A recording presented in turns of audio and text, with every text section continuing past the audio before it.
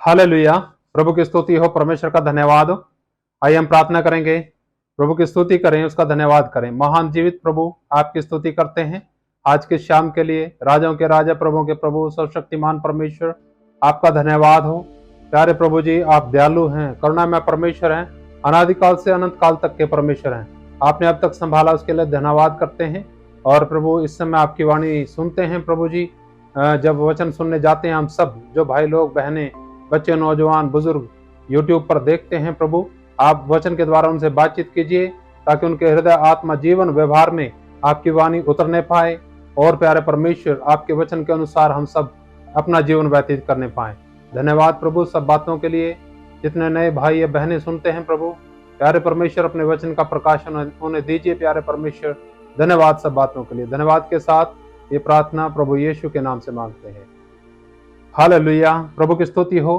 प्रियो, बहुत से विषय हमारे जीवन के अंदर इस प्रकार से हैं कि उनके ऊपर बिल्कुल स्पष्टता बहुत से लोगों को नहीं है, जिसमें से आज हम एक विषय देखने वाले हैं। आप शुरू से अंत तक ये वीडियो देखेंगे तो आपको आज के विषय के बारे में थोड़ा मालूम पड़ेगा। आज का जो हमारा विषय है वो है बपतिस्मा। और बपतिस्मा क्या है, प्रभु का वचन क्या कहता है, बपतिस्मा कब लेना चाहिए और कैसे लेना चाहिए, ये सारा परमेश्वर का वचन बताता है। और अच्छे से परमेश्वर के वचन में जब हम अध्ययन करते हैं, अच्छे से हर एक विषय को स्पष्ट करता है। लेकिन जब तक हम प्रभु के वचन का अध्ययन नहीं करते, तब तक हम अपने दिमाग, बुद्धि या दूसरों को देख करके उस कार्य को करने का प्रयास करते हैं, जिसमें हम असफल हो जाते हैं और जो सही नहीं होता। जो भी कार्य करना है, परमेश्वर के वचन की छाया में उसको जांचना है, देखना है, फिर उस कार्य को हम कर सकते हैं। प्रभु यीशु मसीह जी ने बपतिस्मा लिया और बपतिस्मे के बारे में बताया। प्रभु यीशु मसीह ने कहा मरकुस 16 और 16 में, जो विश्वास करे और बपतिस्मा ले उसी का उद्धार होगा, और जो विश्वास न करेगा वो दोषी ठहराया जाएगा। प्रियो, ये वचन स्पष्ट बताते हैं हमें कि बपतिस्मा कितना आवश्यक है। कई लोग बपतिस्मे का अर्थ तक नहीं समझते, उसकी आवश्यकता और उसका अर्थ और उसका तरीका, ये बिल्कुल हमारे जीवन के अंदर स्पष्ट होना चाहिए। आज हम प्रभु के वचन के अनुसार देखने जा रहे हैं कि किस प्रकार प्रभु यीशु मसीह जी ने बपतिस्मा लिया। आइए हम देखते हैं मत्ती रचित सुसमाचार 3 अध्याय और उसका 16 वचन में हम देखते हैं। और यीशु बपतिस्मा लेकर तुरंत पानी में से ऊपर आया, और देखो उसके लिए आकाश खुल गया, और उसने परमेश्वर के आत्मा को कबूतर के समान उतरते और अपने ऊपर आते देखा। यहाँ पर हम देखते हैं प्रभु यीशु मसीह जल में गए और फिर ऊपर आए। ये ऐसा नहीं यहाँ पर दिखाया गया कि किसी ने छिड़का लगा दिया यीशु मसीह के ऊपर, छींटा लगा दिया या कोई और तरीका अपनाया। यहाँ बिल्कुल स्पष्ट बताया गया किस प्रकार से प्रभु यीशु मसीह जी ने बपतिस्मा लिया। बपतिस्मा क्यों जरूरी है? उद्धार के लिए लेना जरूरी है। मरकुस 16:16 में हमने पढ़ा, वहां पर लिखा जो विश्वास कर बपतिस्मा ले उसी का उद्धार होगा, और जो विश्वास न करेगा वो दोषी ठहराया जाएगा।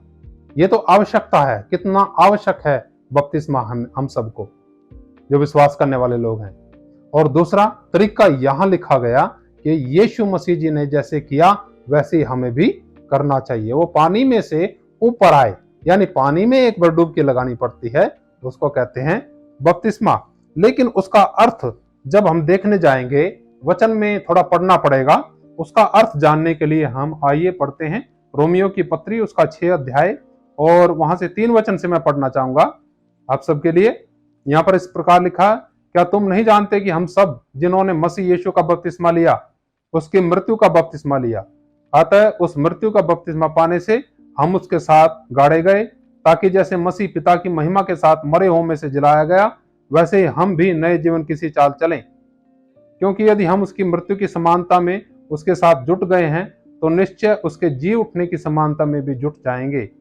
हम जानते हैं कि हमारा पुराना मनुष्यत्व उसके साथ क्रूस पर चढ़ाया गया, ताकि पाप का शरीर व्यर्थ हो जाए और हम आगे को पाप के दासत्व में ना रहें, क्योंकि जो मर गया वह पाप से छूटकर धर्मी ठहरा।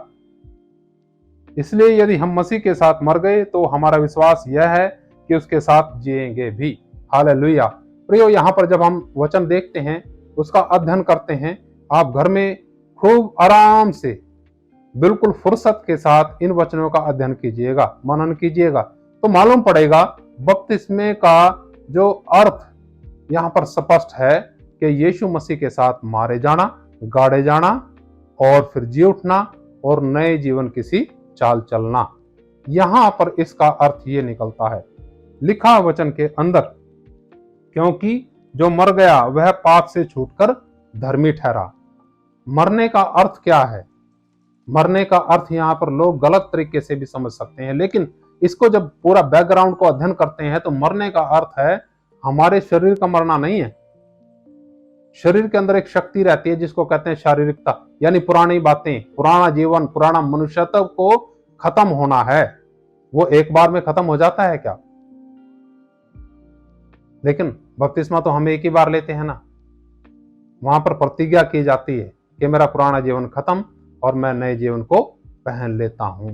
प्रतिदिन हमारे शरीर के अंदर से, हमारे जीवन के अंदर से शारीरिकता को मरना है। मरेंगे तो नया जीवन, प्रभु यीशु मसीह का जीवन हमारे अंदर प्रकट होगा। एक और वचन पढ़ करके यहां पर समाप्ति की तरफ जाएंगे। यह है पहला पतरस 3 अध्याय और उसका 21 वचन हम पढ़ेंगे। उसी पानी का दृष्टांत अर्थात बपतिस्मा यीशु मसीह के जी उठने के द्वारा अब तुम्हें बचाता है। शरीर के मैल को दूर करने का अर्थ नहीं है, परंतु शुद्ध विवेक से परमेश्वर के वश में हो जाने का अर्थ है। हालेलुया। प्रियो, बपतिस्मे का मतलब यह नहीं है कि पानी में डुबकी लगाई और अपने शरीर का मैल दूर किया, लेकिन वचन कहता है कि इसका अर्थ यह है शुद्ध विवेक के साथ परमेश्वर के वश में हो जाना। पहले हम किसके वश में थे?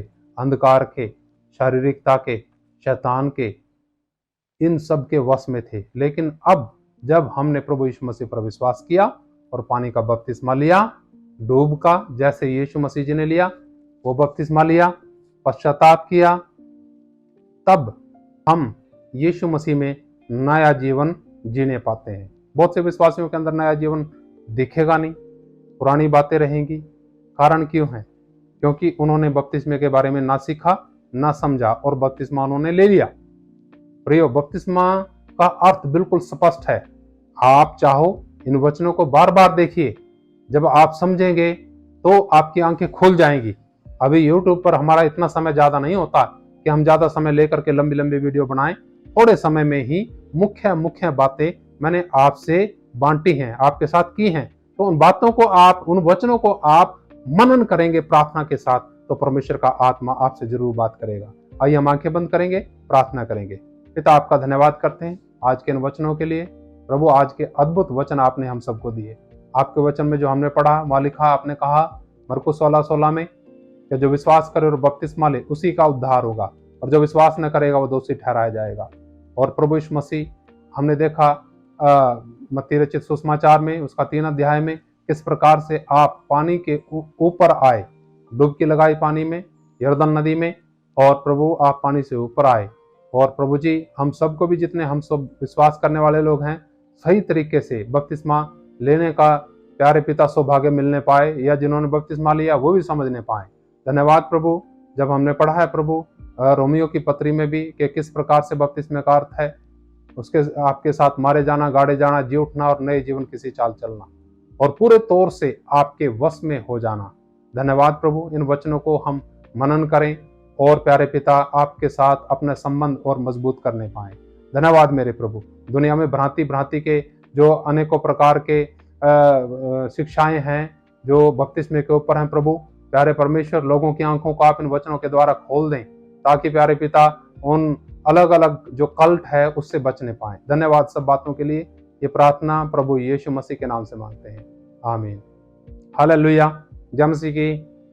मारना था, यीशु मसीह जल्दी आने वाले हैं।